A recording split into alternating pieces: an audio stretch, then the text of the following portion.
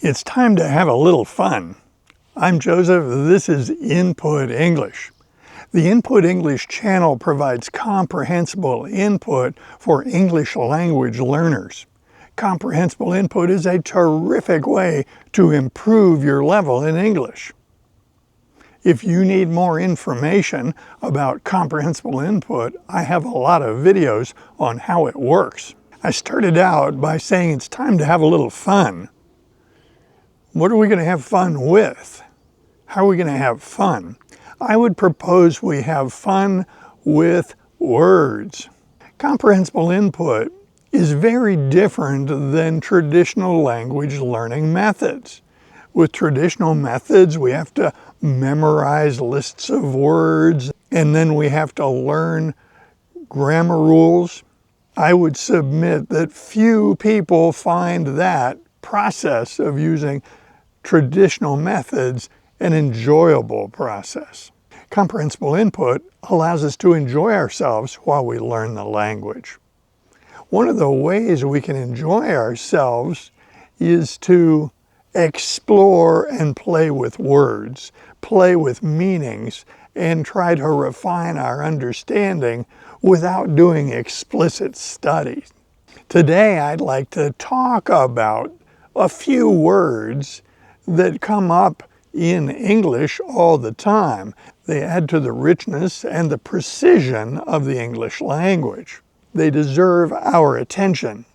The word I'd like to start with is the word unique. It comes to English from French. It has a Latin origin, unicus, which means only, sole, or alone.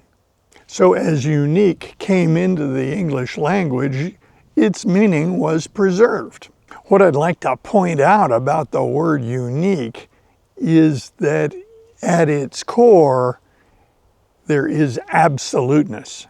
If something is unique, it is one of a kind. There are no others.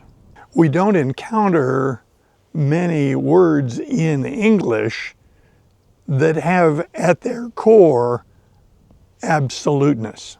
So what does all this mean? People use unique in conversations, but sometimes you might hear someone say that something is almost unique, or very unique, or the most unique. In other words, they put modifiers on the word unique. Now, this is not me being a stickler and complaining about the behavior of other people. No. This is me talking about concepts and ideas in the English language that are actually quite fun. The problem with applying a modifier to the word unique is it actually makes the expression less precise or more difficult to understand. If I hear that something is unique, I have a clear picture of what it's like. But if somebody tells me that it is almost unique, I no longer understand precisely what they're talking about. So for this reason, when I use the word unique in conversation or in writing, I avoid the use of modifiers. By keeping the word unique unmodified, we maintain the clarity that what we're describing is one of a kind. There are other words that you can use, other modifiers to describe things if you don't want to go to the extreme of absoluteness. You could describe something as rare, unusual, or uncommon. Now, when you get to these words, rare and unusual, for instance, since they don't have a core meaning of absoluteness, you can modify them. I can easily say something is relatively rare. I can say something is rather uncommon. I could say something is quite unusual. These words readily accept modifiers, and when you modify these words, you actually add more precision to what you're trying to say. So where do we stand when we hear someone apply a modifier to the word unique? What should we do? How do we respond? I just accept it. I accept it for several reasons. Number one, the English language is evolving. We don't have an oversight board that determines what is right and what is wrong. The language continues to evolve. Number two, I need to tolerate and accept inventive use of the language. People need to have latitude to be creative. And number three, people make mistakes. People make mistakes every day.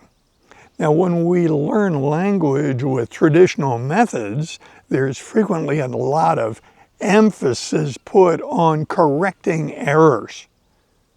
I was certainly taught that in school. Errors needed to be corrected.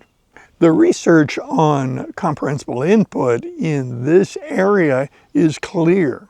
We don't benefit if people correct our errors. If anything, it provides harm. If we have our errors corrected, that can actually depress our confidence. Occasionally, people write in the comments section on this channel requesting that I correct errors in what they write. But there's no benefit to them if I were to do that. So I don't correct errors. We're much better off letting errors just fade away. Because errors, if they're not reinforced, simply fade away. We forget them. We stop making them. The reason I brought this topic up is, number one, it's fun. Number two, it showcases the richness and the precision of the English language that you can harness for your own use. And number three, by pointing out some of these terms, you can notice them as you get more input. Ideally, when we speak and we're trying to describe something as one of a kind, then unique would be a very good choice. Now that you're aware of this pattern, you can notice it in the input that you receive. I invite comments below, and if you like videos like this, be sure to click on this one next. See you soon.